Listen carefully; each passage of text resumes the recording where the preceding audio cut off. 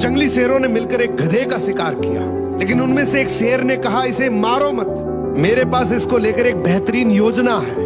उस योजना के तहत शेरों ने गधे को अपने साथ रखा, उसकी देखभाल करके उसका विश्वास जीत लिया। फिर एक दिन उसे वापस गधों के समाज में भेज दिया, पर इस बार वो गधा एक गधे की तरह नहीं, बल्कि वो एक शेर के समान गधों का राजा बनकर वापस आया था, जिसके पीछे सभी शेरों का साथ था। इसलिए बाकी सारे गधे इससे डरने लगे और उसके खिलाफ बोलने से कतराने लगे। अब शेर जब जब उस गधों के झुंड को देखने आते, ये गधा अपने समुदाय के गधे को शेरों को खाने के लिए दे देता। ये गधा गधों के बीच तो एक शेर जितना ताकतवर बन गया था, लेकिन शेरों के बीच वो अब भी एक गधा ही था। ये अपने जैसों पर तो राज करता था, लेकिन ये एक ऐसी ताकत से जुड़ा हुआ था जिससे वो बचकर भाग नहीं सकता था। इसने हजारों मासूम गधों की कुर्बानी दी, सिर्फ ये सोचकर कि इससे मैं और ज्यादा ताकतवर बन जाऊंगा।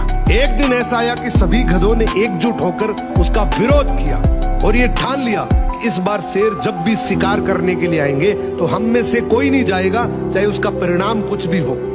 अगले दिन जब शेर आए तो ये गधा अकेला ही खड़ा था, इसके पास कोई दूसरा झुंड नहीं था। तो गधे ने शेरों से विनम्रता से कहा कि देखो साहब, मेरा खौफ अब खत्म हो गया, मेरी कोई बात नहीं मान रहा।